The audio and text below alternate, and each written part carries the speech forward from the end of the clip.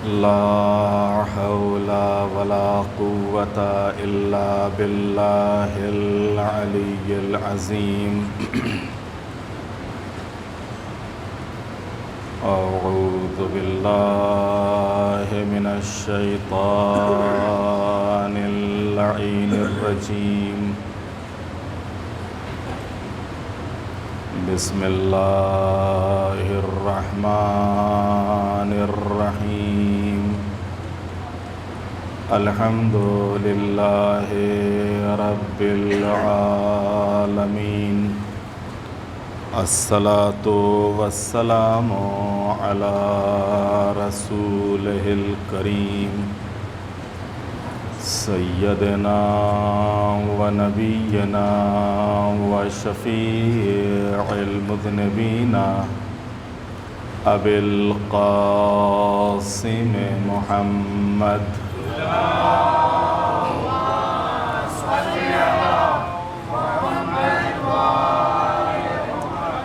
وآله الطيبين الطاهرين المعصومين المظلومين. ولعنة الله على أعدائهم أجمعين من يومنا هذا إلى قيام يوم الدين. رب اشرح لي صدري ويسر لي أمري واحلل عقدة من لساني يفقه قولي. أما بعد فقد قال الله الحكيم في القرآن الكريم.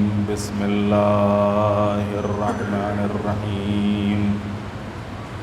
يريدون ليطفئوا نور الله بأفواههم والله متم نوره ولو كره الكافرون. صلوات بجد محمد وعلى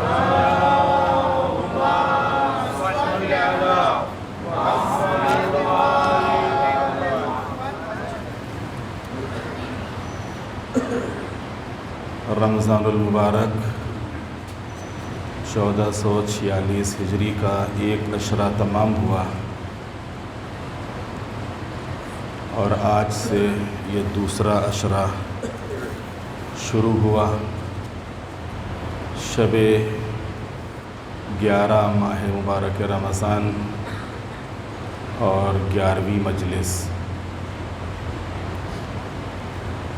اہل بیت علیہم السلام عرش نشین ہستیاں فرش زمین پر، اور اس موضوع کے تحت آج اخلاق اہل بیت علیہم السلام کے عنوان سے کچھ باتیں آپ کی خدمت میں پیش کرنی ہیں. اخلاق خلق کی جمع ہے. خلق کے معنی ہوتی ہیں عادت کے. اخلاق یعنی عادتیں. اسی وجہ سے اخلاق کے ساتھ حسنہ کا لفظ استعمال ہوتا ہے، یعنی اچھا اخلاق، اچھی عادتیں. اس سلسلے میں کہ آیا یہ جو واعظ و نصیحت ہے، یہ جو تعلیم و تربیت ہے، اس واعظ اور نصیحت کے ذریعے سے اور اس تعلیم اور تربیت کے ذریعے سے، اس درس اور ان مجلسوں کے ذریعے سے آیا کسی کو با اخلاق بنایا جا سکتا ہے؟ آیا کسی کے اندر کچھ بدلاؤ لایا جا سکتا ہے؟ اس سلسلے میں دو نظریے ہیں. ایک نظریہ یہ ہے کہ جن دلوں کے اوپر کفر و شرک و نفاق و معصیت و مخالفت پروردگار کے پردے بیٹھ گئے ہیں، ان دلوں کے اوپر کہ جن پر یہ غبار بیٹھ چکا ہے، ایسے دلوں کو وعظ اور نصیحت سے بدلا نہیں جا سکتا ہے۔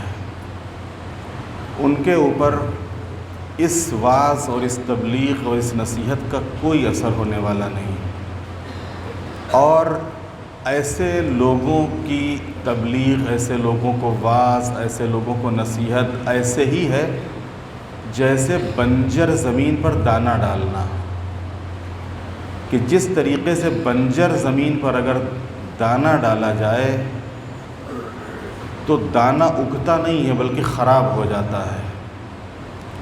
لیکن عزیزان محترم، اس نظریے سے نا امیدی کی بو آتی ہے،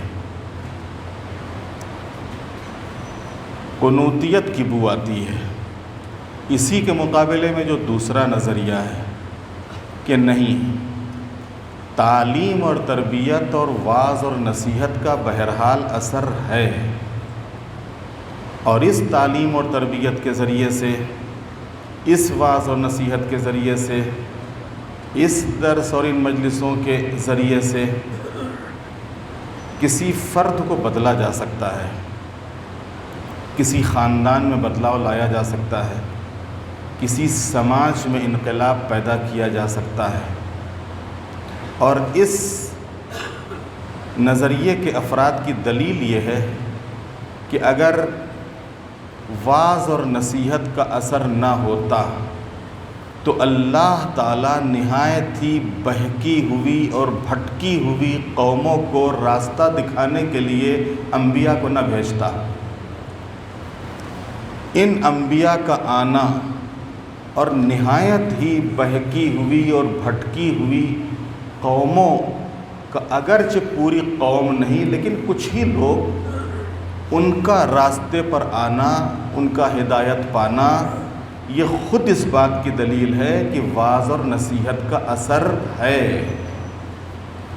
اور وعظ اور نصیحت کے ذریعے سے کسی بھی فرد کو بدلا جا سکتا ہے، اور کسی قوم اور قبیلے اور سماج میں انقلاب اور بدلاؤ لایا جا سکتا ہے۔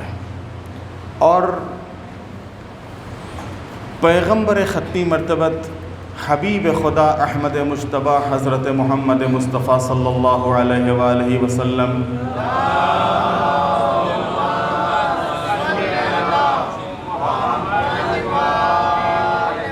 کہ جن کو اللہ نے اخلاق کے عظیم درجے پر فائز کیا تھا، اِنَّكَ لَعَلَىٰ خُلُقٍ عَظِيمٍ، اے میرے حبیب، ہم نے آپ کو اخلاق کے عظیم درجے پر فائز کیا ہے۔ لَقَدْ كَانَ لَكُمْ فِي رَسُولِ اللَّهِ أُسْوَةٌ حَسَنَةٌ،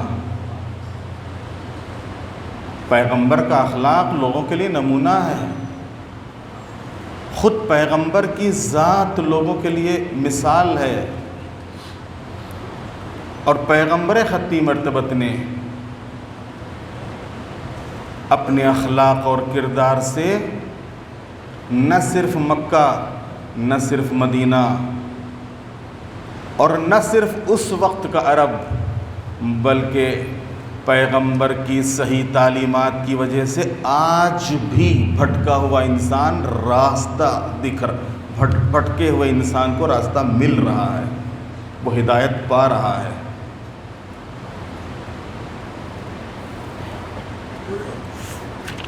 اہل بیت عصمت و طہارت علیہ السلام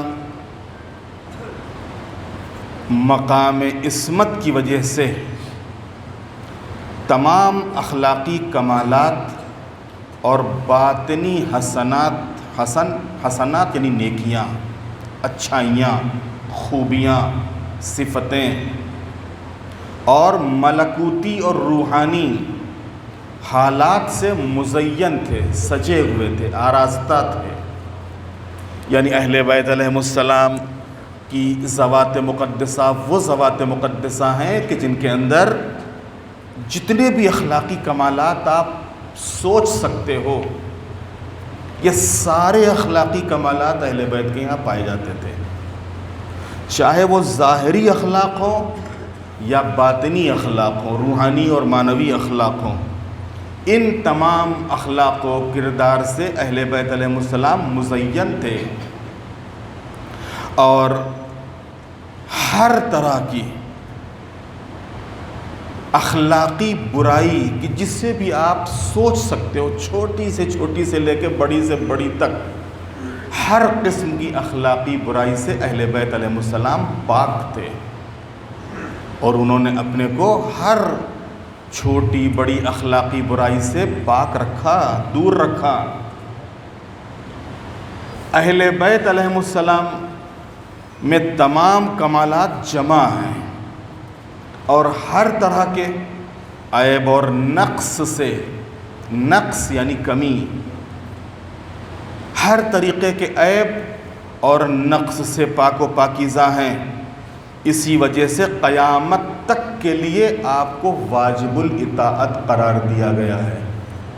قیامت تک آنے والی نسلوں کے لیے فرض ہے کہ وہ ان کی اطاعت کریں، ان کا حکم مانیں، اور قیامت تک کے لیے جہاں واجب الاطاعت ہیں وہیں رہبر اور تمام انسانوں کے لیے نمونے عمل قرار پائیں۔ رہتی دنیا تک میں نے جیسا کہ ابھی آپ کی خدمت میں عرض کیا کہ پیغمبر ختمی مرتبت کی بابرکت ذات صرف دور رسالت ہی میں نمونہ نہیں تھی، بلکہ پیغمبر کے انتقال سے لے کے اور آج تک جو اخلاق اور جو کردار ہم تک پہنچا ہے، لوگوں تک پہنچا ہے، انسانوں تک پہنچا ہے، اس اخلاق اور کردار کو پڑھ کے آج بھی لوگ پیغمبر کا کلمہ پڑھنے کے اوپر مجبور ہیں، پیغمبر کی تعریف کرنے کے اوپر مجبور ہیں۔ دیکھیے، تعصب کا کوئی علاج نہیں ہے، حسد کا کوئی علاج نہیں ہے، بغض کا کوئی علاج نہیں ہے۔ کبھی کبھی ہو سکتا ہے کہ پیغمبر ختمی مرتبت یا اہل بیت عصمت و طہارت کے خلاف یا دین اور اسلام کے سلسلے میں کچھ مخالفین کی طرف سے باتیں ہم تک پہنچ رہی ہوں، لیکن یہ جتنی بھی باتیں ہوتی ہیں یہ سب بغض کی بنیاد پر ہوتی ہیں، حسد کی بنیاد پر ہوتی ہیں، کینے کی بنیاد پر ہوتی ہیں، دشمنی کی بنیاد پر ہوتی ہیں۔ لیکن اگر انسان کھلے دل سے، ایک کھلے دماغ سے اگر وہ تاریخ کا مطالعہ کرتا ہے، اتہاس کو پڑھتا ہے، اگرچہ یہ جو اتہاس ہم تک پہنچا ہے شاید اس میں بھی کہیں نہ کہیں سے کچھ ایسا اتہاس کہ جو پیغمبر سے متعلق نہیں تھا وہ بھی شامل کر دیا گیا ہو اور کیا گیا ہے، لیکن اس کے باوجود اس اتہاس کو پڑھ کے بھی لوگ پیغمبر کی تعریف کرنے پر مجبور ہیں، اس تاریخ کو بھی پڑھ کر پیغمبر کی تعریف کرنے کے اوپر مجبور ہیں۔ پیغمبر کا جو اخلاق تھا، پیغمبر اس سلسلے میں کس اخلاق کے حامل تھے اور پیغمبر کا کردار کیا تھا، جیسا کہ آپ سب جانتے ہیں کہ پیغمبر کی زندگی کے دو حصے ہیں، ایک بعثت سے پہلے کا حصہ ہے اور ایک بعثت کے بعد کا حصہ ہے۔ یہ جو بعثت سے پہلے والی زندگی ہے یہ بھی ہمارے لیے نمونہ ہے، اور یہ جو بعثت کے بعد والی زندگی ہے یہ بھی ہمارے لیے نمونہ ہے۔ یہ جو بعثت سے پہلے والی زندگی ہے، ابھی مبعوث برسالت نہیں ہوئے پیغمبر، لیکن پیغمبر کا اخلاق اتنا بلند تھا کہ یہی کفار و مشرکین مکہ کہ جن کے درمیان پیغمبر زندگی گزار رہے تھے، یہی پیغمبر کو صادق کہتے تھے، یہی پیغمبر کو امین کہہ کر خطاب کرتے تھے۔ امیر المومنین غالب کل غالب حضرت علی ابن ابی طالب علیہ السلام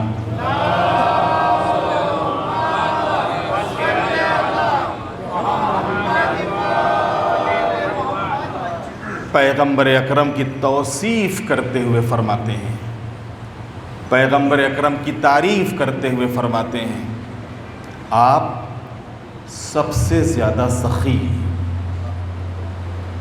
سب سے زیادہ سخاوت کرنے والے. اور ظاہر سی بات ہے کہ جو صفت پیغمبر کے یہاں یہی صفت جو پیغمبر کے برحق جانشین ہیں ان کے یہاں ہے. اور شاید یہی وجہ ہے کہ ایک شخص نے امیر المومنین کی خدمت میں حاتم کی تعریف کی کہ حاتم بڑا سخی تھا، 40 دروازوں سے دیا کرتا تھا. تو امیر المومنین نے اس موقع پر فرمایا تھا کہ ایک ہی دروازے سے کیوں نہ اتنا دے دیا کہ دوسرے دروازے پہ جانے کی نوبت آئی.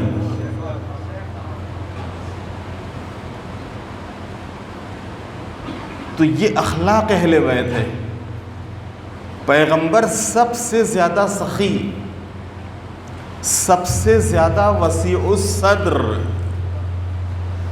وسیع الصدر کا مطلب کیا ہے؟ سینے کا کشادہ ہونا. جس کی دعا جناب موسیٰ نے اس موقع پر جب اللہ نے کہا تھا کہ فرعون کے پاس جاؤ تب کی تھی کہ معبود جاؤں گا تو، لیکن رب اشرح لی صدری، میرے سینے کو کشادہ کر دے. سینے کو کشادہ کرنے کا مطلب کیا ہے؟ سینہ چوڑا ہونا نہیں ہے، 56 انچی سینہ. اور 56 انچی سینہ لے کے بھی تم بزدلی والی باتیں کرو تو یہ سینہ سینہ نہیں ہے، یہ بہادری بہادری نہیں ہے. سعی صدر، سینے کا کشادہ ہونا. دشمن کے سامنے جا رہے ہیں، فرعون کے سامنے جا رہے ہیں جو خدائی کا دعویٰ کرتا ہے، جو خود جناب موسیٰ کی تلاش میں ہے اور ان کی جان لے لینے کے در پہ ہے، اس کے سامنے جناب موسیٰ جا رہے ہیں. آواز دی رب اشرح لی صدری، معبود میرے سینے کو کشادہ کر دے. جو کیوں سینے کشادہ کر دے؟ کہ اب جائیں گے تو نہیں معلوم وہ کیا کہہ دے، کون سی زبان استعمال کرے، کیسے الفاظ زبان کے اوپر لے آئے. لہٰذا ان الفاظ کو ہم برداشت کر سکیں، ان شبدوں کو ہم برداشت کر سکیں، ان باتوں کو ہم برداشت کر سکیں، ان چیزوں کو ہم برداشت کر سکیں، اسی کا نام ہے سعی صدر، حوصلہ، ہمت. پیغمبر سب سے زیادہ سعی صدر. مکے والے معبود تو نے اتنی بڑی ذمہ داری دے دی ہے، دین کا پہنچانا، لوگوں کو کلمہ پڑھوانا، ان کو ان کے دین کہ جس دین کی یہ برسہ برس سے اطاعت کرتے آئے ہیں، اس کے اوپر چلتے آئے ہیں، ان کے درمیان میں تیرے دین کو پیش کرنا کتنا سخت ہے. نہیں معلوم کیسی کیسی باتیں ہوں، نہیں معلوم کیسے کیسے الزام لگائیں، اور لگائے گئے. پیغمبر کو ساحر کہا گیا، جادوگر، مجنون کہا گیا، دیوانہ، ابتر کے طعنے دیے گئے، شاعر کہا گیا، لیکن یہ پیغمبر تھے. سینہ اتنا کشادہ ہے، تم کو ساحر کہنا ہے کہو، تم کو شاعر کہنا ہے کہو، تم کو گالیاں دینی ہے دو، تم کو الزامات لگانے ہیں لگاؤ. لیکن پیغمبر اپنے ہدف مقصد سے پیچھے نہیں ہٹے، ہدف اور مقصد سے پیچھے نہیں ہٹے.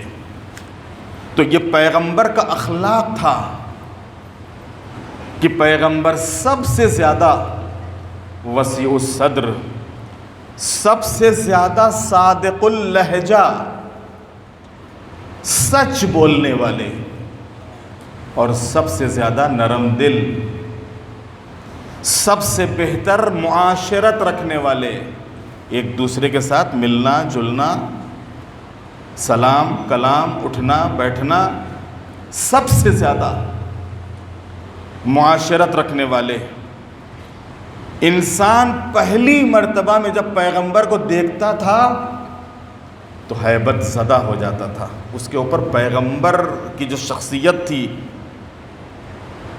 وہ اخلاق اور کردار کی بلندی تھی، اس کا رعب سامنے والے کے اوپر طاری ہو جاتا تھا. اور ساتھ رہتا تھا تو آپ سے محبت کرنے لگتا تھا. جہاں پیغمبر کی ایک یہ ہیبت تھی کہ سامنے والا جب پہلی مرتبہ میں دیکھتا تھا پیغمبر کو، تو اس پیغمبر کے روح مبارک کو دیکھنے کے بعد، پیغمبر کے چہرے کی زیارت کرنے کے بعد اس کے اوپر ایک رعب جیسا طاری ہو جاتا تھا. وہی ساتھ ہی ساتھ جب کچھ دیر رہتا تھا تو پیغمبر کی محبت اس کے دل کے اندر پیدا ہو جاتی تھی. امام حسین علیہ السلام نے اپنے بابا یعنی امیر المومنین سے سوال کیا کہ بابا ذرا نانا کی نشست و برخاست کے سلسلے میں ذرا بتائیے. نانا کی جو زندگی تھی اس کے سلسلے میں کچھ تھوڑا فرمائیے، جبکہ امام حسین خود بچپنا آغوش رسالت میں گزرا ہے. امام حسین خود گواہ ہیں، امام حسین نے وہ اخلاق دیکھا ہے، وہ کردار خود مشاہدہ کیا ہے. تو امیر المومنین نے فرمایا کہ رسول اکرم کی مجلس کے بارے میں اگر معلوم کر رہے ہو تو سنو کہ آپ کا اٹھنا بیٹھنا ہمیشہ ذکر خدا کے ساتھ ہوتا تھا. ہمیشہ یاد الہی میں رہتے تھے پیغمبر. کہیں جاتے تھے تو یاد الہی میں، کہیں بیٹھتے تھے تو یاد الہی میں. جہاں دوسروں کو جانے سے منع کرتے تھے وہاں خود بھی نہیں جاتے تھے. اور یہی تبلیغ کا ذریعہ ہے، یہی واعظ کا ذریعہ ہے کہ ہم اگر اپنے بچوں کو کسی کام سے منع کر رہے ہیں تو پہلے وہ خود تو ہم کام کریں، پہلے خود تو ہم اس سے رک جائیں. اگر ہم اپنے بچوں کو کسی چیز کا حکم دے رہے ہیں تو جس چیز کو انجام دینے کے لیے کہہ رہے ہیں پہلے ہم خود تو انجام دیں. پیغمبر جب دوسروں کو کسی چیز سے منع کرتے تھے تو خود بھی وہاں کے اوپر نہیں رہتے تھے یا وہاں نہیں جاتے تھے. کسی کے ساتھ بیٹھ جاتے تھے تو آخر مجلس تک بیٹھے رہتے تھے. یہاں پر مجلس سے مراد یعنی جو بھی بیٹھک ہوتی تھی، جہاں کے اوپر چند لوگ بیٹھتے تھے، چند لوگ جمع ہوتے تھے، حضور وہاں کے اوپر بیٹھ جاتے تھے یا حضور بیٹھے ہیں لوگ آ کے بیٹھ جاتے تھے. تو جب تک وہ نہیں اٹھتے تھے پیغمبر نہیں اٹھتے تھے. اور اسی بات کا حکم بھی دیتے تھے. تمام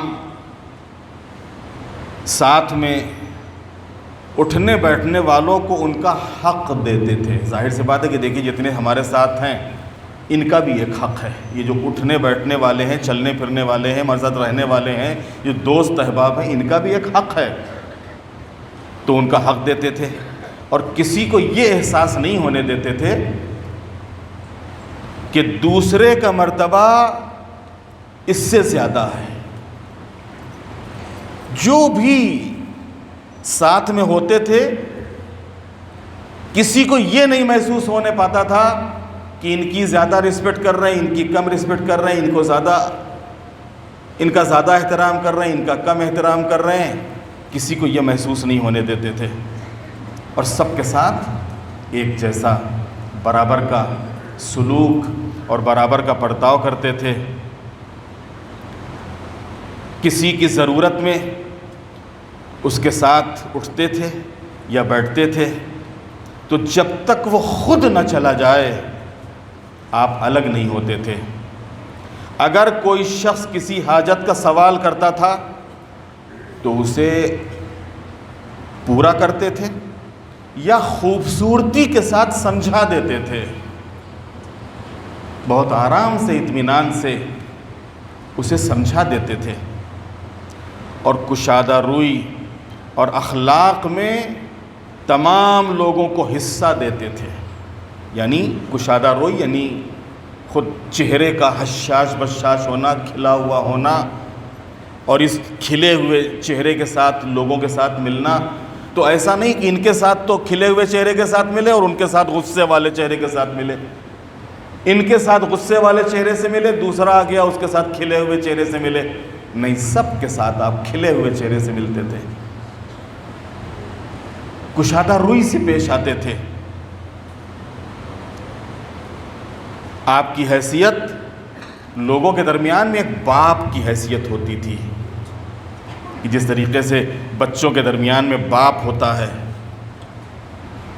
اور کیسے باپ اپنے تمام بچوں کے اوپر برابر کی نظر رکھتا ہے، ویسے ہی پیغمبر اپنے تمام کلمہ پڑھنے والے، اور نہ صرف کلمہ پڑھنے والے بلکہ جو بھی پیغمبر کی خدمت میں آتے تھے ملنے کے لیے، ان سے بھی اسی انداز سے ملتے تھے، اور تمام لوگ حقوق میں برابر کی حیثیت کے مالک تھے۔ آپ کی مجلس علم، حیا، صبر اور امانت کی مجلس ہوتی تھی، یعنی آپ جہاں بیٹھتے تھے وہاں کے اوپر کیا ہوتا تھا؟ ادھر ادھر کی باتیں نہیں ہوتی تھیں، علمی گفتگو ہوتی تھی، وہاں کے اوپر بے غیرتی والی باتیں نہیں ہوتی تھیں، وہاں کے اوپر حیا ہوتی تھی، وہاں کے اوپر صبر ہوتا تھا، وہاں کے اوپر امانت کی بات ہوتی تھی، جہاں نہ آوازیں بلند ہوتی تھیں، نہ کسی کو برا بھلا کہا جاتا تھا، نہ ہی آوازیں بلند ہوتی تھیں۔ اب ظاہر سی بات ہے کہ چند لوگ کہیں کے اوپر بیٹھتے ہیں تو کوئی ادھر دیکھ رہا ہے، کوئی تانا دے رہا ہے، کوئی کسی کے اوپر کمنٹ کر رہا ہے، کوئی کسی کا مذاق اڑا رہا ہے، ہوتا ہے عام طور سے، لیکن جب پیغمبر کے ساتھ لوگ بیٹھے ہوتے تھے تو یہ پیغمبر کی بیٹھک کا انداز تھا، نہ کسی کو برا بھلا کہا جاتا تھا، نہ کسی کو اس کی غلطی کی بنیاد پر اس کا مذاق اڑایا جاتا تھا،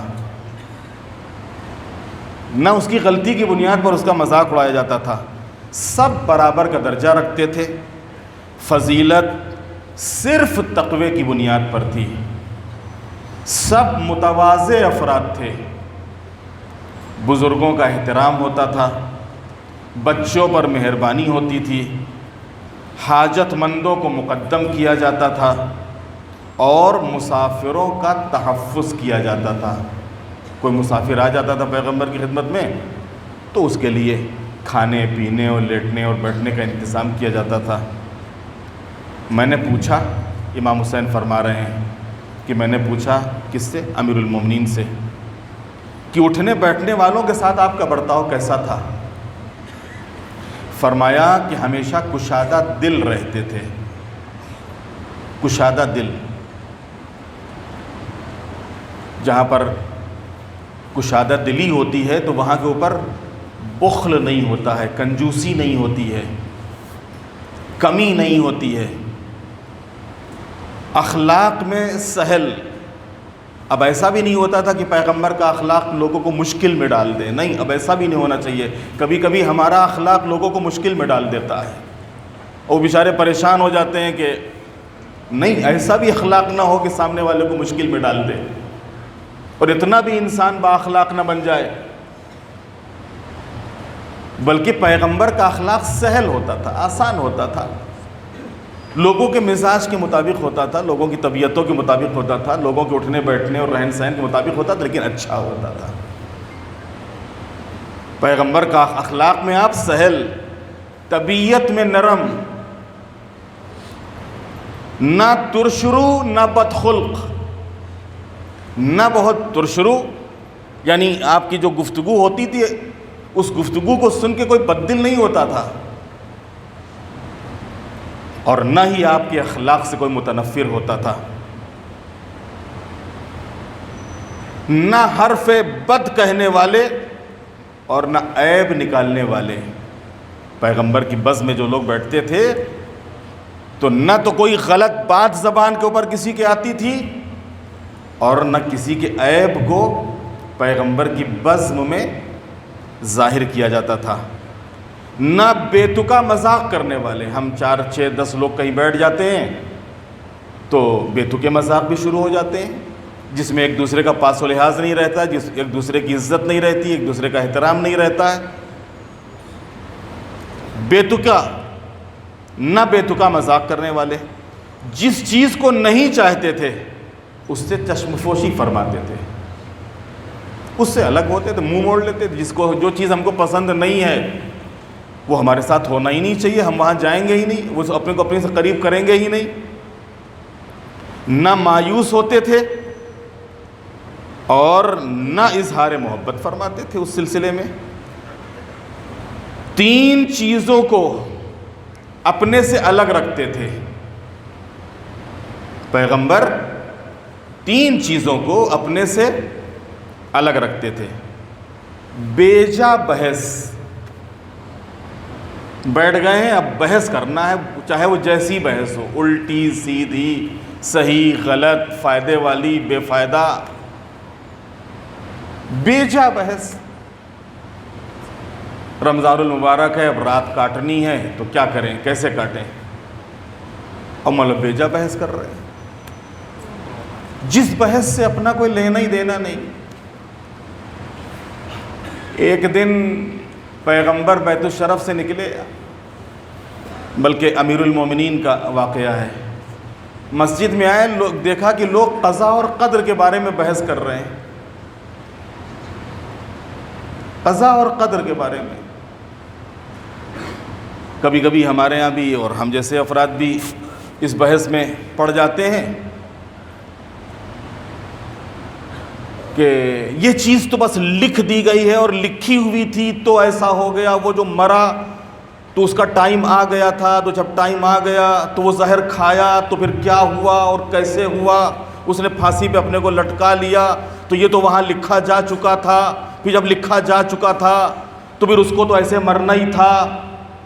اس قسم کی بحث پوری رات امیر المومنین گزرے، دیکھا کہ قضاء اور قدر کے متعلق لوگ گفتگو کر رہے ہیں۔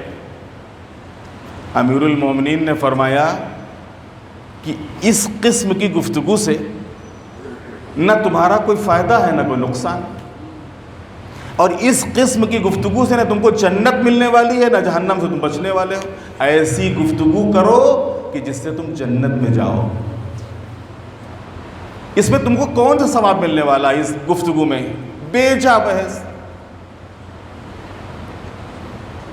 اب معلوم ہے کہ وہ جناتوں کی گفتگو شروع ہوئی ہے، تو اب جناتوں کی گفتگو کو پوری رات اس پہ بحث ہو رہی ہے، وہ جنات ہیں کہ نہیں ہیں، وہ وہاں کا پاؤں پڑ گیا تھا تو وہ پاؤں پڑا تو اس کو بیمار پڑ گیا، اور بیمار پڑ گیا تو اس کی آنکھیں سفید ہو گئیں اور زرد ہو گئیں، تو پھر وہ نکلے گا کیسے،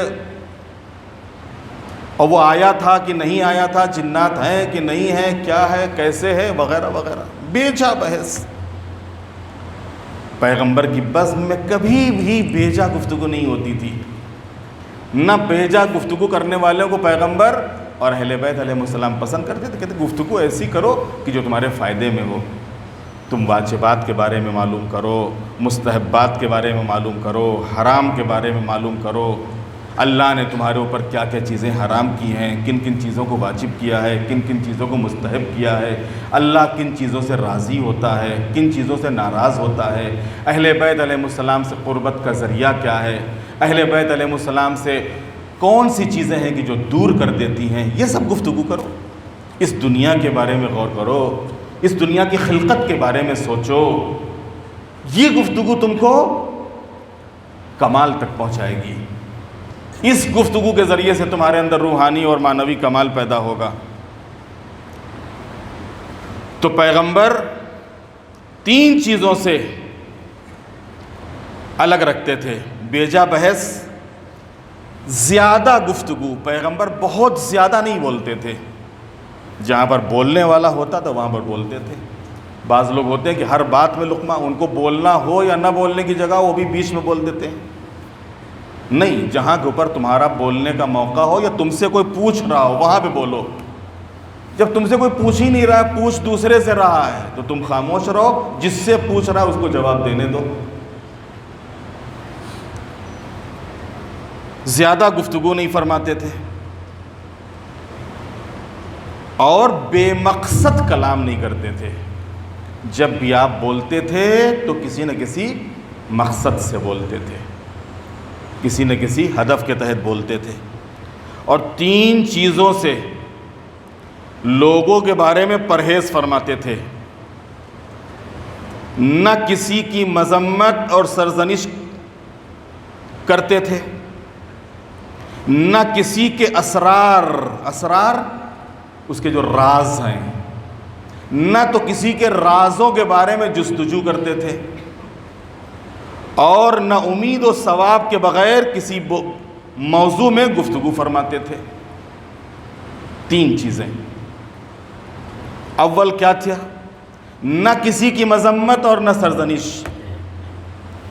ہاں، یہ اور بات ہے کہ کوئی اگر ایسا موقع آ گیا تو پیغمبر کلی طور کے اوپر اسے خطبے میں یا عام گفتگو میں ایک عام انداز سے اس کو بیان کر دیتے تھے، لیکن بھرے مجمع میں کسی کو مخاطب کر کے کہ تو یہ کر رہا ہے،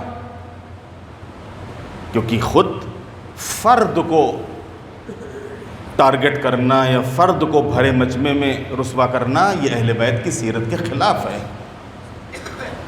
لہذا نہ تو کسی کی مذمت کرتے تھے، ہاں اگر ایسا کوئی موقع آ بھی جاتا تھا تو اسے بلاتے تھے، بلانے کے بعد اس سے پوچھتے تھے، سوال کرتے تھے، اس کو بتا دیتے تھے کہ دیکھو یہ تمہاری بات غلط ہے، یہ تمہارا کام غلط ہے، یہ تمہاری چیز غلط ہے۔ اور اگر ایک خود عمومی کوئی انحراف ہوتا تھا کہ جو عام طور سے آپ دیکھتے تھے کہ سماج کے اندر بہت سے لوگوں کے اندر یہ چیز پیدا ہو رہی ہے، تو اسے آپ خطبے میں بیان فرماتے تھے، اسے آپ کسی نہ کسی، جب ایسی کوئی بیٹھک ہوتی تھی کہ جہاں بہت لوگ ہوتے تھے تو عمومی طور کے اوپر پیغمبر اس کو بیان فرمایا کرتے تھے۔ نہ تو کسی کے راز کسی میں تلاش میں رہتے تھے۔ ہم تو ہر روز اس فکر میں رہتے ہیں کہ کسی نہ کسی کا کوئی راز مل جائے، اور جستجو میں رہتے ہیں، تلاش میں رہتے ہیں کہ کہیں سے کسی کی کوئی بات اپنے تک پہنچ جائے، مل جائے اپنے کو، اور بس ہم کو اڑانے اور چمکانے کا اور اس کا مذاق اڑانے کا موقع ہاتھ آ جائے۔ اور امید اور ثواب کے بغیر کسی موضوع میں گفتگو نہیں فرماتے تھے، جیسا کہ میں نے اب عرض کیا آپ کی خدمت میں کہ آپ گفتگو کیجئے، واجبات کی گفتگو ہے، محرمات کی گفتگو ہے، مستحبات کی ہے، مکروہات کی ہے، آخرت تک لے جانے والی چیزیں ہیں، جہنم سے بچنے والی چیزیں ہیں، اہل بیت کی رضا اور ان کی خوشنودی حاصل کرنے والی چیزیں ہیں، ان کے غضب سے بچنے والی چیزیں ہیں کہ جس میں ایک طرف خوف بھی ہے اور ایک طرف امید بھی ہے۔ بغیر کسی موضوع میں، بغیر کسی موضوع کے، بغیر کسی موقع اور محل کے ایسا نہیں گفتگو نہیں فرماتے تھے، بلکہ جو بھی گفتگو فرماتے تھے آپ موضوع کے تحت، جو جہاں پر جس کا موضوع ہوتا تھا وہاں کے اوپر ویسی گفتگو فرماتے تھے۔ اب محل کس چیز کا ہے، ہم گفتگو کس چیز کی کر رہے ہیں، موقع کس چیز کا ہے، گفتگو کس چیز کی کر رہے ہیں، سوال کس چیز کا ہو رہا ہے، جواب ہم کس چیز کا دے رہے ہیں۔ نہیں، پیغمبر کی زندگی میں ایسا نہیں ہوتا تھا، موقع محل سے گفتگو ہوتی تھی، موضوع کے تحت گفتگو ہوتی تھی، جیسا موضوع ہوتا تھا، جیسا ٹاپک ہوتا تھا، جیسے حالات ہوتے تھے، جہاں کے اوپر جو گفتگو کرنا ضروری ہوتی تھی وہاں اسی لحاظ سے پیغمبر گفتگو فرماتے تھے۔ کسی کی بات قطع نہیں کرتے تھے، بیچ میں کوئی گفتگو کر رہا ہے، بیچ میں اپنی بات شروع نہیں کر دیتے تھے، آپ رکے رہتے تھے، جب پہلے وہ ختم کر لیتا تھا پھر پیغمبر اپنی بات شروع کرتے تھے، اور جب وہ حد سے تجاوز کرتا تو منع فرماتے تھے یا کھڑے ہو کر بات ختم کر دیتے تھے۔ یعنی جو بات کر رہا ہے وہ بات کرتا چلا جا رہا ہے، اور جب بات کرنے پہ انسان آتا ہے تو پھر بہک جاتا ہے، تو پھر جب اس حد تک بات بڑھ جاتی تھی تو پیغمبر کہتے تھے ٹھیک ہے، میں معاف کرنا بھائی، مجھے معاف کرو، میں چل رہا ہوں، اور پیغمبر پھر اس جگہ سے یا ان لوگوں کے درمیان سے یا خود اس کو پھر منع کرتے تھے کہ دیکھو ایسی بات نہیں کی جاتی ہے، اس طریقے سے بات نہیں کی جاتی ہے، اتنی بات نہیں کی جاتی ہے۔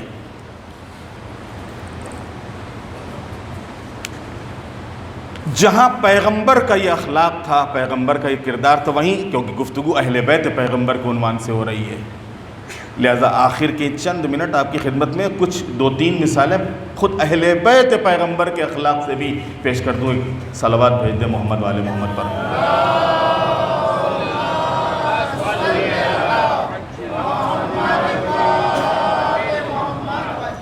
امیر المومنین امام حسین کے سلسلے میں فرماتے ہیں، امام حسین تشریف فرمائے، لوگ بیٹھے ہوئے تھے اور ایک مرتبہ امیر المومنین نے امام حسین کی طرف دیکھا اور امام حسین کی طرف دیکھ کر امیر المومنین نے فرمایا کہ یہ میرا فرزند تمہارا آقا ہے، جیسا کہ پیغمبر نے اس کو آقا کہا ہے. ہما امامان، یہ دونوں میرے بچے امام ہیں، یہ میرا بچہ آقا ہے. اور جیسا کہ پیغمبر نے ان کو آقا کہا، ان کے صلب سے ایک شخص آئے گا جس کا نام پیغمبر کے نام پر ہوگا اور خلقت اور اخلاق میں وہ پیغمبر کی طرح ہوگا، یعنی امام زمانہ. صلوات بھیجتے محمد والے محمد.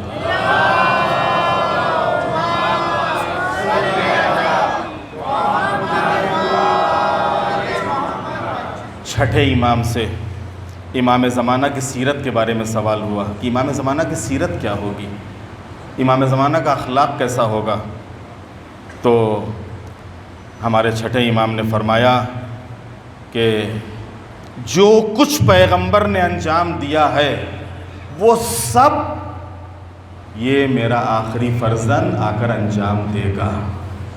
جو بھی پیغمبر نے انجام دیا ہے، جو پیغمبر کا اخلاق تھا، جو پیغمبر کا کردار تھا، وہ سب یہ انجام دے گا.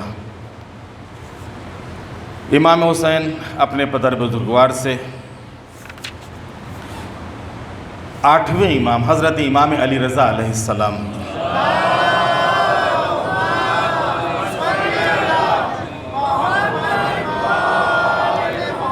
فضل بن سہل آپ کے ایک صحابی تھے.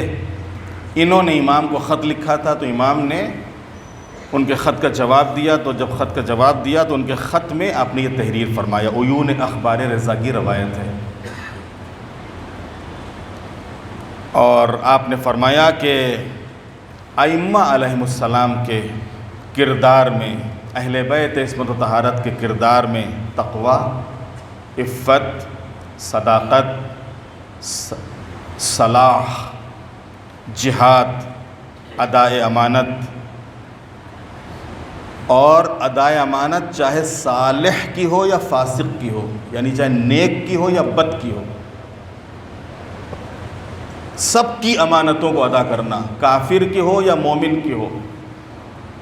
ادائے امانت صالح و فاسق. طول سجدہ، سجدے کو طول دینا، ایک پوری رات ایک سجدے میں گزار دیتے تھے. نماز کے بعد کا جو سجدہ شکر ہوتا تھا اتنا طولانی ہوتا تھا. صبح کی نماز کے بعد تعقیبات سے فارغ ہوئے، سجدے میں گئے، سورج کے نکلنے تک سجدے میں رہتے تھے. آپ کی خدمت میں 7ویں امام کے سجدے کا بھی ذکر ہوا تھا کہ ہارون زندان کی چھت سے جا کے دیکھتا تھا اور اس محسوس کرتا تھا کہ شاید جیسے کوئی کپڑا پڑا ہوا ہے، اور جب زندان بان سے سوال کرتا تھا تو پتہ چلتا تھا کہ کپڑا نہیں ہے، یہ سورج کے نکلنے سے طلوع آفتاب سے سجدے میں جاتے ہیں اور زوال آفتاب تک سجدے میں رہتے ہیں. زوال آفتاب تک ان کی یہی کیفیت رہتی ہے. طول سجدہ، نماز شب، محرمات یعنی حرام چیزوں سے پرہیز، صبر کے ذریعے سے کشائش کا یعنی حالات کے بہتر ہونے کا انتظار، صبر کرتے تھے. صبر، ظاہر سی بات ہے کہ جس طریقے کے آج دنیا میں حالات ہیں، ان میں اگر صبر نہ ہو تو انسان اپنے کو ہلاکت میں پڑ جائے. صبر ضروری ہے.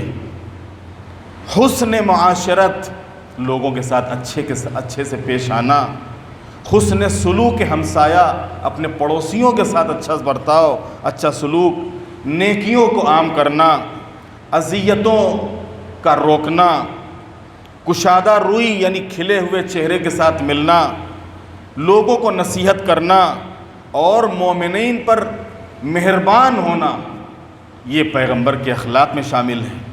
ابراہیم بن عباس کہتے ہیں کہ میں نے کبھی بھی خود امام رضا کو اپنی باتوں سے کسی پر جفا کرتے ہوئے نہیں دیکھا۔ جفا کسی کا تماچا مار دینا نہیں ہے، کسی کا حق غصب کر لینا نہیں ہے۔ کبھی کبھی یہ جو زبان کے تیر ہوتے ہیں یہ تماچے سے زیادہ سخت ہوتے ہیں، یہ کسی کا حق غصب کرنے سے زیادہ سخت ہوتے ہیں۔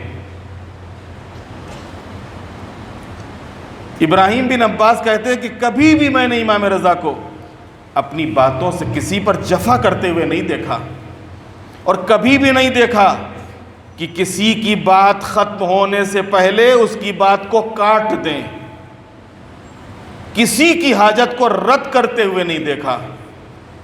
جو بھی آتا تھا، جو بھی ممکن ہوتا تھا، جیسے ممکن ہوتا تھا اس کی حاجت روائی فرماتے تھے، جو آپ کی طاقت میں ہوتا تھا، جو آپ کے امکان میں ہوتا تھا۔ اور آپ نے کبھی بھی ساتھ بیٹھنے والے کے سامنے پیر نہیں پھیلائے۔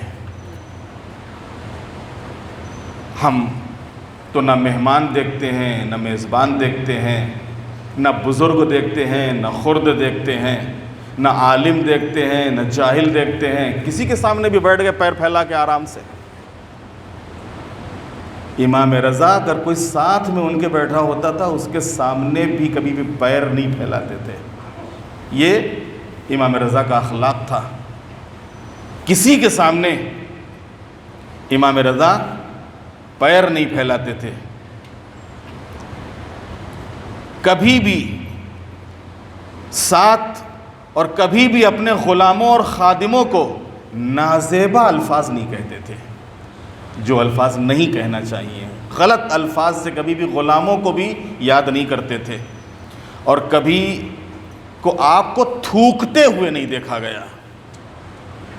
یہ سب اسلامی اخلاق ہے۔ گئے اور جانے کے بعد واش بیسن میں جا کے وہ تھوک کے چلے آئے، اتنا بھی نہیں ہوا کہ مثلا تھوڑا سا پانی ڈال دیں، کوئی دوسرا آئے گا وہ بیچارہ کیا کہے گا، کراہیت ہوگی اس کو۔ چلتے چلتے بیچ راستے میں تھوک دیا۔ ابھی پیچھے کوئی آ رہا ہوگا، وہ بھی بیچارہ گزر رہا ہوگا، اس کا بھی حق ہے۔ راستے کے اوپر خالی ہمارا حق نہیں ہے۔ تھوکنا ہے کہیں کنارے چلے جاؤ کہ ہاتھ لگا لو، اور یہاں تو پورا منہ کھول کے بیچ راستے میں بالکل ایک دم کسی کے اوپر چھیٹ پڑے گی، کسی کے اوپر کسی کو کراہیت ہوگی، کسی کو اذیت ہوگی، کیا ہوتا؟ کوئی فرق نہیں پڑتا۔ امام رضا کو کبھی تھوکتے ہوئے نہیں دیکھا گیا، کبھی امام رضا کسی کے سامنے تھوکتے ہوں۔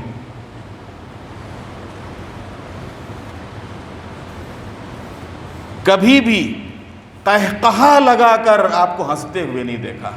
ہاں کبھی کوئی ہنسی والی بات ہوتی تھی تو امام رضا کے لبوں کے اوپر مسکراہٹ آتی تھی اور آپ کے دانت ظاہر ہو جاتے تھے۔ آپ مسکراتے تھے اور مسکرانے کی وجہ سے آپ کے دندان مبارک، خود پیغمبر کا بھی یہی انداز تھا کہ جب بھی کوئی ہنسی والی بات ہوتی تھی کبھی بھی قہقہا یا ٹھٹھا نہیں لگاتے تھے، بلکہ آپ مسکراتے تھے اور آپ کے دندان مبارک ظاہر ہو جاتے تھے، آپ تبسم فرماتے تھے۔ جب بھی خلوت میں تشریف فرما ہوتے تھے، تنہائی میں، اکیلے میں،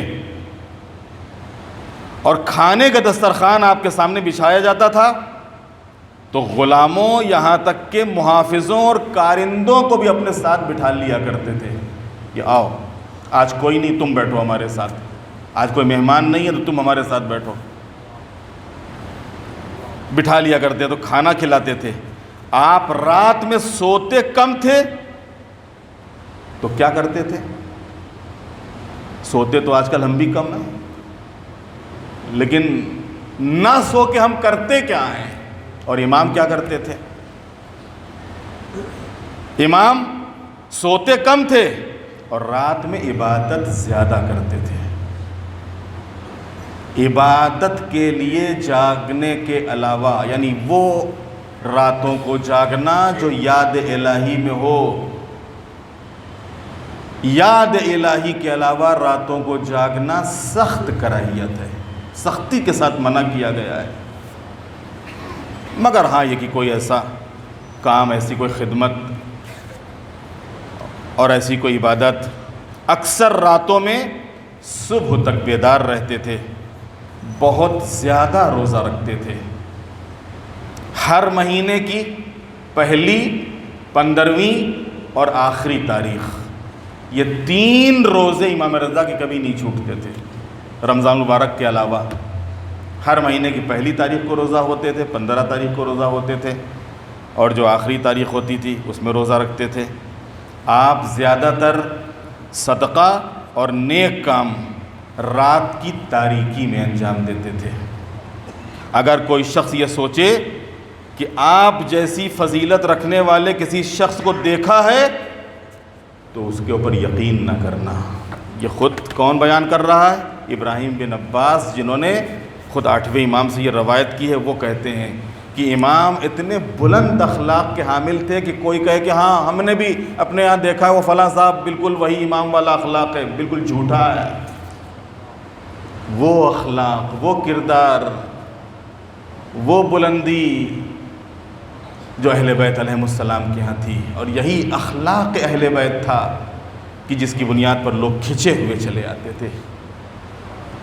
اتنی سختیوں کے باوجود، اتنی تکلیفوں کے باوجود، اتنے زندانوں کے باوجود، اتنی قید و بند کے باوجود، کیا وجہ تھی کہ لوگوں کے دلوں کے اوپر اہل بیت راج کر رہے تھے؟ یہ جو لوگوں کے دلوں کے اوپر راج تھا، یہ صرف اس اخلاق کی بنیاد کے اوپر تھا، اس کردار کی بنیاد کے اوپر تھا کہ جو اہل بیت علیہ السلام کے یہاں پایا جاتا تھا۔ اور یہ اخلاق کی بلندی ہی تو تھی کہ جہاں راستے میں راستہ روکے ہوئے ہے دشمن، اور امام کہہ رہے ہیں بھیا دیکھو پیاسا ہے، اسے پانی پلاؤ، اور راستہ روکنے والے کو کہاں ملے گا یہ اخلاق؟ کس کے یہاں یہ ملے گا یہ اخلاق کہ جو راستہ روکے ہوئے ہے، جو جان لے لینے کے در پہ ہے، جو جنگ کے اوپر آمادہ اور تیار ہے، اس کے لیے کہا جائے اس کو پانی پلاؤ، اور صرف سپاہیوں کو ہی نہیں بلکہ ان کی سواریوں کو بھی، ان کے گھوڑوں کو بھی پانی پلایا جائے۔ یہ اخلاق و کردار امام حسین ہی تھا کہ حقیقت میں کہ جس نے حر کو حر علیہ السلام بنا دیا۔ اور امام حسین نے، اور امام حسین کے بعد خود چوتھے امام، یہ جو کوفے، کربلا سے کوفہ اور کوفہ سے لے کے شام تک کا راستہ ہے، اس راستے میں بھی امام نے یہ بتایا ہے کہ دیکھو ہمارا اخلاق کیا ہے، ہمارا کردار کیا ہے، اور ہم کن صفتوں کے مالک ہیں۔ دربار یزید میں جس وقت یزید تخت کے اوپر بیٹھا ہوا توہین کر رہا تھا تو امام نے کیا فرمایا تھا کہ تو ہماری فضیلتوں کو نہیں ختم کر سکتا ہے۔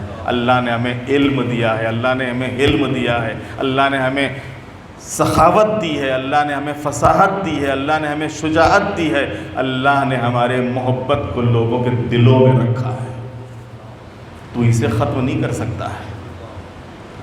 اور حقیقت میں واقعاً کیسی محبت کرنے والے تھے کربلا کے میدان میں۔ اصحاب کی گفتگو ہو رہی تھی، انہی اصحاب میں جناب مسلم ابن اوسجہ 85 یا 90 سال کا سن لکھا ہے تاریخ میں، اور یہ 85 سال 90 سال کا بوڑھا کہ جن کے بھووں کے بال ان کی آنکھوں کے اوپر آ گئے تھے، جن کی کمر خمیدہ ہو چکی تھی، لیکن جس وقت امام سے اجازت ملی ہے تو انداز کیا تھا؟ کہتے ہیں کہ ایک پیشانی کے اوپر ایک پٹی باندھی ہے اور ان بموں کو اس پٹی سے باندھ دیا تاکہ دور تک دشمن کے اوپر نگاہ رکھ سکیں۔ کمر میں ایک پٹکا باندھا تاکہ دشمن کے سامنے جائیں تو جھکی ہوئی کمر کے ساتھ نہ جائیں، سیدھی کمر کے ساتھ جائیں، اور جس طریقے سے جوان کوئی حملہ کرتا ہے ویسے دشمن کے اوپر ٹوٹ پڑیں۔ اور جس وقت گئے ہیں رجس پڑھا ہے، دشمن کو للکارا ہے، ان کو حق کی دعوت دی ہے، اور جب ہر طریقے سے حجت تمام کر لی تو ہر طریقے سے حجت تمام کرنے کے بعد ایک مرتبہ جناب مسلم ابن اوسجہ ٹوٹ پڑے، فوج کے اوپر حملہ کر رہے ہیں، جو بھی سامنے آ رہا ہے مارا جا رہا ہے۔ ایک مرتبہ عمر سعد چلایا، ادھر سے فوج نے حلقہ تنگ کرنا شروع کر دیا، جناب مسلم ابن اوسجہ گھوڑے پر سنبھل نہ سکے، گھوڑے سے زمین پر آئے، آواز دی آقا ہم نے اپنی جان کو آپ پر قربان کر دیا۔ کہتے ہیں کہ امام حسین حبیب کے ساتھ مسلم کے سرانے پہنچے۔ اب جو قریب گئے ہیں تو حبیب نے دیکھا کہ مسلم کے اندر کچھ جان باقی ہے۔ حبیب جھکنے کے بعد ایک مرتبہ اپنے کانوں کو مسلم کے دہن تک لے گئے اور ایک مرتبہ کہتے ہیں مسلم کوئی وصیت ہو تو کہو۔ مسلم نے ایک مرتبہ اشارہ کیا امام حسین کی طرف، حبیب فرزند زہرا کی مدد سے پیچھے نہ ہٹنا۔ کہتے اتنا کہا اور مسلم نے آنکھوں کو بند کر لیا۔ امام نے مسلم کے جنازے کو اٹھایا، لا کر گنج شہیدہ میں رکھا۔ ابھی زیادہ دیر نہیں گزری تھی کہ دیکھا خیمے سے ایک بچہ چلا آ رہا ہے، اور کس شان سے یہ بچہ جا رہا ہے، امامہ لگائے ہوئے ہے، کمر میں پٹکا باندھے ہوئے ہے، تلوار کو حمائل کیے ہوئے ہے، تلوار زمین کے اوپر خط کھینچتی ہوئی جا رہی ہے، میدان کی طرف دوڑتا ہوا چلا جا رہا ہے۔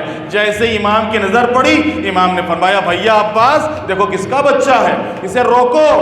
ایک مرتبہ جناب عباس آگے بڑھے، بچے کو لیے ہوئے امام کی خدمت میں آئے۔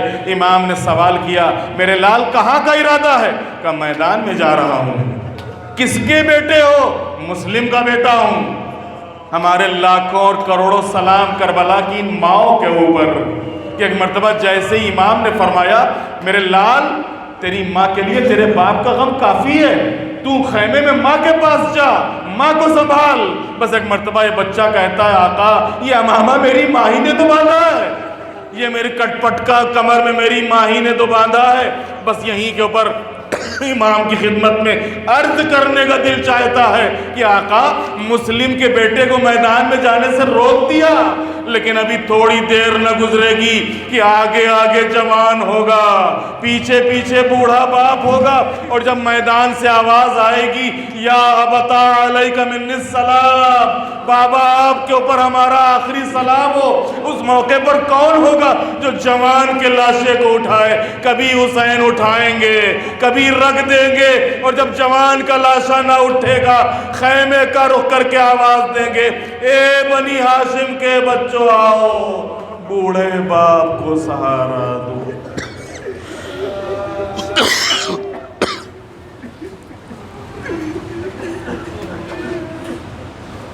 الا لعنت اللہ علی القوم الظالمین سیعلم الذین ظلموا ای منقلب ینقلبون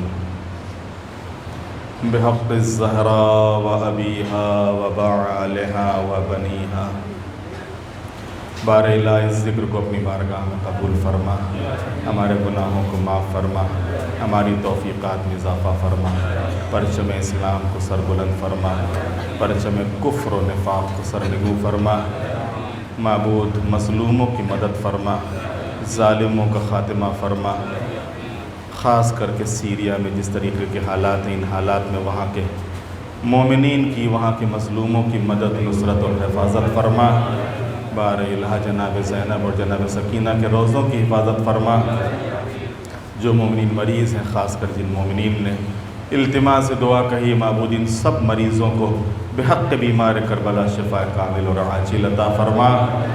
جو مومنین دنیا سے رخصت ہو چکے ان کی مغفرت فرما۔ مولا امام زمانہ علیہ السلام کے ظہور میں تعجیل فرما۔ ہم سب کو امام کے غلاموں اور ان کے ناصروں میں شمار فرما۔ وتقبل منا انک انت السمیع العلیم۔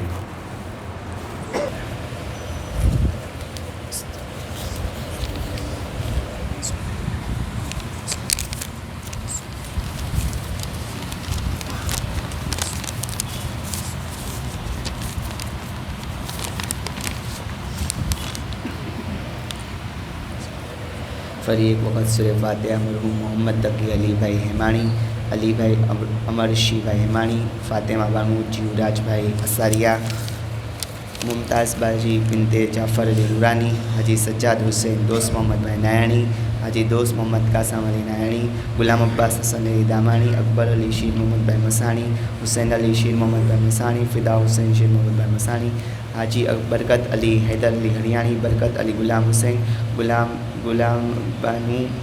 گل بانو بین مگن بھائی، شبیر علی علارق بھائی بدامی، حسینہ بانی बाजी हसन अली मामदाणी, ज़ैनब बिन अब्दुल्ला भाई नथाणी, बरकत अली यूसुफ अली गोड़वाला, शौकत अली यूसुफ अली गोड़वाला, सलमा बाजी बिन रमज़ान अली नाथाणी तथा कुल मरहूम वल मोमिनीन वल मोमिनात।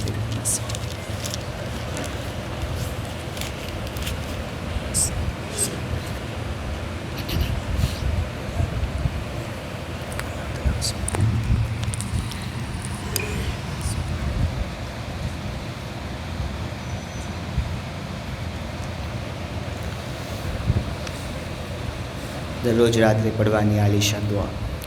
अल्लाहुम्मा सल्लि अला मुहम्मद व आलि मुहम्मद। बिस्मिल्लाहिर रहमानिर रहीम। अल्लाहुम्मा रब्ब शहर रमज़ान अल्लज़ी अंज़लत फ़ीहिल क़ुरआन वफ़्तरस्त अला इबादिका फ़ीहि सियाम सल्लि अला मुहम्मदिन व आलि मुहम्मद वरज़ुक़नी हज्ज बैतिकल हराम फ़ी आमी हाज़ा व फ़ी कुल्लि आम वग़फ़िर ली तिल्का ज़ुनूबल इज़ाम फ़इन्नहु ला यग़फ़िरुहा ग़ैरुहु या रहमानु या अल्लाह। अल्लाहुम्मा सल्लि अला मुहम्मद व आलि मुहम्मद। ज़रूरत पढ़वानी उम्दा दुआ। बिस्मिल्लाहिर रहमानिर रहीम। अल्लाहुम्मा बिरहमतिका फ़िस्सालिहीन फ़अदख़िलना व फ़ी इल्लिय्यीन फ़रफ़अना व बिकअसिम मिन मईनिन मिन ऐनिन सलसबीलिन फ़स्क़िना व मिनल हूरिल ऐन बिरहमतिका फ़ज़व्विजना व मिनल बिल्दानिल मुख़ल्लदीन कअन्नहुम लुअलुउम मकनूनुन फ़अख़दिमना व मिन सिमारिल जन्नति व लुहुमित तैर फ़अतइमना व मिन सियाबिस सुंदूस वल हरीर वल सब्रक़ि फ़अल्बिसना व लैलतल क़द्र व हज्ज बैतिकल हराम व क़त्लन फ़ी सबीलिका फ़वफ़्फ़िक़ लना व सालिहद दुआइ वल मसअलति फ़स्तजिब लना व इज़ा जमअतल अव्वलीन वल आख़िरीन यौमल क़ियामति फ़अरहमना व बराअतम मिनन नार फ़अक्तुब लना व फ़ी जहन्नम फ़ला तग़ुल्लना व फ़ी अज़ाबिका व हवानिका फ़ला तब्तलिना व मिनज़ ज़क़ूम वज़्ज़रीय फ़ला तुतइमना व मअश्शयातीन फ़ला तजअलना व फ़िन्नार अला वजूहिना फ़ला तग़बुबना व मिन सियाबिन नारी व सराबीलिल क़तरान फ़ला तुलबिसना व मिन कुल्लि सू' ला इलाहा इल्ला अंत बिहक़्क़ि ला इलाहा इल्ला अंत फ़नज्जना। अल्लाहुम्मा सल्लि अला मुहम्मद व आलि मुहम्मद। 11 माने अपनी मुख्तसर दुआ। बिस्मिल्लाहिर रहमानिर रहीम। अल्लाहुम्मा इन्नी अस्तअनिफुल अमल व अर्जुल आफ़ व हाज़िही अव्वलु लैलतिन मिन लियालिस सुलूसैन अदउका बिअस्माइकल हुस्ना व अस्तजिरु बिका मिनन नारिकल्लती ला तुत्फ़ा وأسألك أن تقويني على قيامه وصيامه، وأن تغفر لي وترحمني إنك لا تخلف الميعاد. اللهم برحمتك التي وسعت كل شيء، اللهم برحمتك التي وسعت كل شيء تتم الصالحات، وعليها اتقلت، وأنت الصمد الذي لم يلد ولم يولد ولم يكن له كفوا أحد. صل على محمد وآل محمد، واغفر لي وارحمني وتجاوز عني إنك أنت التواب الرحيم. اللهم صل على محمد وآل محمد. السلام عليك يا أبا عبد الله، السلام عليك يا ابن رسول الله، السلام عليك يا ابن أمير المؤمنين وابن سيد الوصيين، السلام عليك يا ابن فاطمة سيدة نساء العالمين، السلام على الحسين وعلى علي بن الحسين وعلى أولاد الحسين وعلى أصحاب الحسين ورحمة الله وبركاته. السلام عليك يا مولاي وابن مولاي، السلام عليك يا غريب الغرباء، السلطان أبا الحسن يا علي بن موسى الرضا، روحي وجسمي لك الفداء ورحمة الله وبركاته. السلام عليك يا بقية الله في أرضه، السلام عليك يا صاحب العصر والزمان، الأمان الأمان الأمان من فتنة الزمان. السلام عليك يا خليفة الرحمن، السلام عليك يا شريك القرآن، أجل الله تعالى فرجك، فسهل الله تعالى مخرجك وظهورك، وجعلنا من آوانك وأنصارك ورحمة الله وبركاته.